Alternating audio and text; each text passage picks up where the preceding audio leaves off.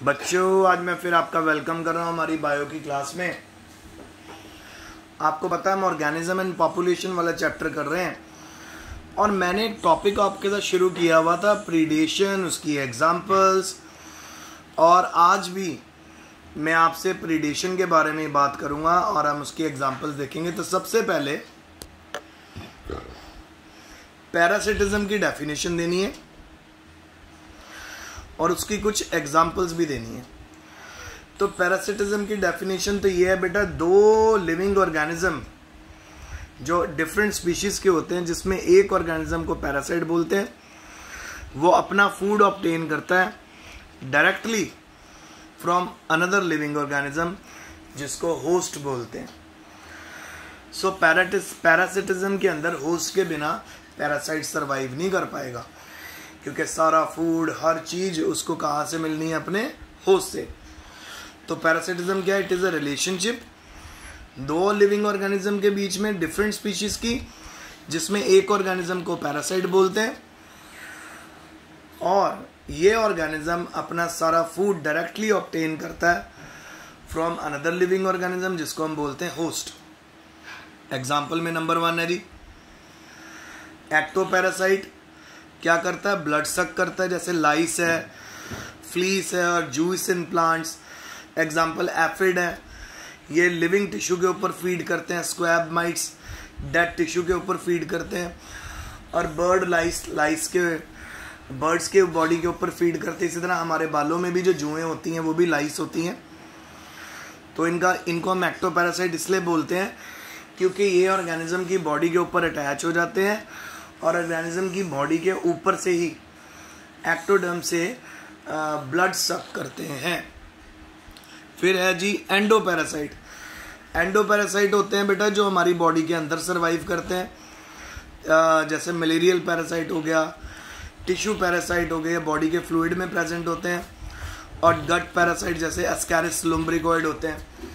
Tapeworm, जो छोटे बच्चे जब मिट्टी के अंदर हाथ डालते हैं तो वो माइक्रोस्कोपिक एग्स एस्कैरिस लुम्ब्रिकॉइड यानी टेपवॉर्म के उठा लेते हैं, और जब वो मिट्टी खाते हैं तो ये माइक्रोस्कोपिक एग्स उनकी बॉडी में चले जाते हैं और फाइनली उनकी स्टमक के अंदर या उनके डाइजेस्टिव सिस्टम में वॉर्म्स आते हैं। और इन टेपवॉर्म्स का पता कैसे चलता है? जब वो स्टूल पास करते हैं बच्चे तो ये टेपवॉर्म भी वहाँ से बाहर आते हैं। सो इसका क्योर क्या है? मेडिकेशन दी जाती है जो सभी टेपवॉर्म को और इस तरह के वॉर्म्स को खत्म कर देते हैं। थर्ड नंबर पे बेटा बेड बग, लीच। ये टेम्परेरी पैरासाइट होते हैं और एस्कैरिस एंटोमीबा और परमानेंट पैरासाइट। बेड बग और लीच टेम्परेरी पैरासाइट की, क्योंकि ये एक्टोपैरासाइट है, बॉडी के बाहर है। तो ये जैसे अगर बॉडी के बाहर है तो ये निकाले भी जा सकते हैं और ये बॉडी के सरफेस को छोड़ भी सकते हैं, जबकि एस्कैरिस हो गया, अमीबा हो गया, ये हमारी बॉडी के अंदर सरवाइव करते हैं। फिर है बेटा रफलीशिया और कस्कूटा, दो तरह के ऐसे प्लांट हैं जो होलो पैरासाइट है। अब क्या होता है, ऐसे प्लांट्स के ऊपर जब कोई भी इंसेक्ट खाना खाने के लिए आता है या नेक्टर के लिए आता है तो इनके फ्लावर के अंदर स्टिकी सब्सटेंस होता है। स्टिकी सब्सटेंस में ये फंस जाता है आपका इंसेक्ट, फ्लावर बंद हो जाता है और फ्लावर डाइजेस्टिव एंजाइम सिक्रीट करता है, जिससे पूरा जो इंसेक्ट है वो डाइजेस्ट हो जाता है और उसकी न्यूट्रिशन को ये प्लांट ले लेते हैं। एग्जाम्पल विस्कम भी एक तरह का हेमी पैरासाइट है। फिर कास्क्यूटा, रफलीसिया, ये स्टेम और रूट पैरासाइट भी यहाँ पे आपको देखने को मिलेंगे। तो कास्क्यूटा एक तरह से पैरासाइट क्यों है? क्योंकि ये प्लांट है, नॉर्मल प्लांट के साथ ग्रो करता है, इसमें कांटे भी होते हैं। ये अपने कांटे डाल देता है, एम्बेड कर देता है दूसरे प्लांट में, और जब दूसरे प्लांट में कांटे एम्बेडेड हो जाते हैं तो ये जो इसके थॉर्न्स हैं ये कन्वर्ट हो जाते हैं चैनल्स में, और इन चैनल्स के थ्रू जो पैरासिटिक प्लांट है वो अपने होस्ट से सारा फूड और वाटर खींचना शुरू कर देता है। फिर बेटा कुछ पैरासाइट्स होते हैं जो दूसरे पैरासाइट्स पे रहते हैं, उनको हाइपर पैरासाइट्स बोलते हैं। For example bacteria. आपकी बॉडी के ऊपर बैक्टीरिया अटैक करने के लिए एक तरह से पैरासाइट ही हुआ। अब बैक्टीरिया की बॉडी के ऊपर अगर कोई वायरस आ जाए और उसको खाए या उसके ऊपर अटैक करे तो उसको हम हाइपर पैरासाइट बोलते हैं, जो तो यानी एक पैरासाइट दूसरे पैरासाइट के ऊपर रहता है। फिर आ गया जी, ब्रीफली डिस्क्राइब करो पैरासिटिक एडेप्टेशन। पैरासिटिक एडेप्टेशन को ब्रीफली डिस्क्राइब करना। तो सबसे पहला कैरेक्टर देखो जी पैरासाइट का क्या है कि अगर कोई पैरासाइट की तरह बिहेव करेगा उसकी बॉडी में क्या क्या चेंजेज आएंगे। मामा कहाँ है? सबसे पहले आपको पता है कि पैरासाइट ने तो बेटा अपना सारा फूड दूसरे ऑर्गेनिज्म से ले लेना। तो भैया बच्चों, पैरासाइट को फूड की नीड तो पड़ेगी नहीं, सॉरी लोकोमोशन की ज़रूरत है नहीं, क्योंकि उसको कहीं मूव तो करना नहीं है। इस करके पैरासाइट के अंदर सारे लोकोमोटरी ऑर्गन ख़त्म हो जाते हैं, ना के बराबर होते हैं, क्योंकि उसने तो सारा टाइम अपने होस्ट के ऊपर ही रहना है। तो पैरासाइट्स के बाद ढेर सारा खाना होता है, उनमें लोकोमोटरी ऑर्गन इसलिए नहीं होते, अगर होते भी हैं तो डिसअपीयर हो जाते हैं क्योंकि वो उन ऑर्गन्स का यूज़ नहीं करता। इसी तरह जैसे मलेरिया का जो पैरासाइट है उसका कोई लोकोमोटरी ऑर्गन्स नहीं होता। इसी तरह लाइस जो जूं होती है, फ्लीज, बेड बग्स जिसको कटमल बोलते हैं, इनका भी आप नोटिस कर सकते हो, इनके पास कोई विंग्स नहीं होते। फिर नंबर 2 है जी loss of digestive organ. Loss of digestive organ में देखिए पैरासाइट्स की बॉडी के अंदर जो डाइजेस्टिव सिस्टम होता है वो भी अंडर डेवलप होता है और वो काम नहीं करता। क्यों? क्योंकि उनको तो ऑलरेडी डाइजेस्टेड फूड मिलना है। फॉर एग्जांपल जो गट पैरासाइट है वो डाइजेस्टिव फूड ऑलरेडी ऑब्टेन करता है फ्रॉम द गट, तो उनके पास डाइजेस्टिव ग्लैंड्स ख़त्म हो जाते हैं और ये एलिमेंट्री कनाल भी नहीं होती है।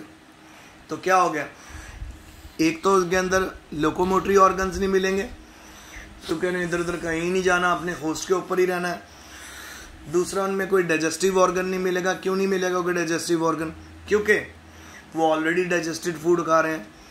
फिर जी सेंस ऑर्गन नहीं होते उनके पास। जो एंडोपैरासाइट होता है वो यूनिफॉर्म एनवायरनमेंट में रहता है, ठीक है। तो उनका जो सेंस ऑर्गन्स होते हैं जो सिंपल होते हैं या ना के बराबर होते हैं। जैसे लिवर फ्लूक है, उसके जो आई स्पॉट्स है वो भी खत्म हो जाते हैं लार्वल स्टेज पे। तो इनमें सेंस ऑर्गन भी डेवलप नहीं होते। तो देख रहे हो क्या क्या चीज़ें नहीं है। पैरासाइट के अडेप्टेशन में पहला पड़ा लोकोमोटरी ऑर्गन नहीं होते, उनके पास डाइजेस्टिव ऑर्गन्स नहीं होते, उनके पास सेंस ऑर्गन नहीं होते। और अब फोर्थ पॉइंट देखिए, एक्सेसिव रेट ऑफ मल्टीप्लिकेशन। ये इनकी बहुत बड़ी प्रॉपर्टी है बेटा, कैरेक्टर है कि ये बहुत जल्दी डिवाइड करते हैं, मल्टीप्लाई करते हैं, ठीक है। जैसे पैरासाइट है, ये अपने यंग वंस ढेर सारे एक ही समय में प्रोड्यूस कर लेते हैं और जिससे वो नए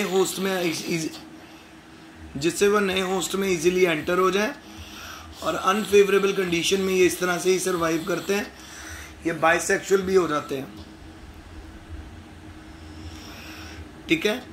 अनफेवरेबल कंडीशंस में ये पैरासाइट्स मल्टीप्लाई नहीं करेंगे और जब फेवरेबल कंडीशन आएगी ये बहुत जल्दी मल्टीप्लाई करेंगे और यंग वंस प्रोड्यूस करेंगे।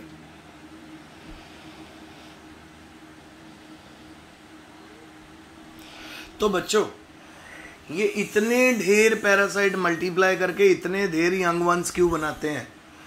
इसलिए बनाते हैं कि अगर अनफेवरेबल कंडीशंस में ये यंग वंस पैदा हुए हैं तो उनमें से फेवरेबल कंडीशन तक कई यंग वंस सर्वाइव कर पाए। अगर मर भी जाते हैं, जैसे 500 इन्होंने यंग वंस बनाए, कंडीशंस अनफेवरेबल है और अनफेवरेबल कंडीशन होने के कारण 300 यंग वंस की डेथ होगी, फिर भी 200 तो बचे ना।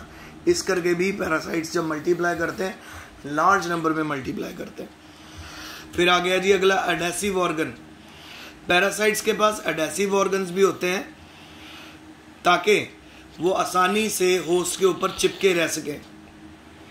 जैसे नीमेटोड्स हो गए, लीचीज हो गई, इनके पास लॉक्स और सकर्स होते हैं टेप वॉर्म में, ग्रास्पिंग क्लॉज होते हैं लाइस में, जिससे ये आसानी से होस्ट की बॉडी के ऊपर पकड़ बना लेते हैं।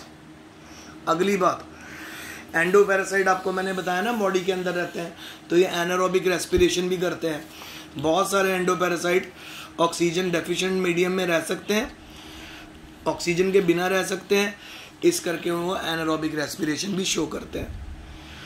फिर उसके बाद ये रेजिस्टेंट सिस्ट एंड एग्स, बहुत से इंटरनल पैरासाइट्स के पास रेजिस्टेंट सिस्ट होती हैं, एग्स होती है for safe transfer of their progeny to new host.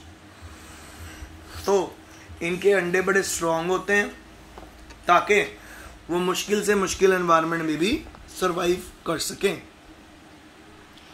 फिर हमारा आज लास्ट टॉपिक है इसका, पुअरली डेवलप्ड नर्वस सिस्टम। इनका नर्वस सिस्टम भी पूरी तरह पुअरली डेवलप होता है बिकॉज इनमें कोऑर्डिनेशन की तो नीड नहीं है।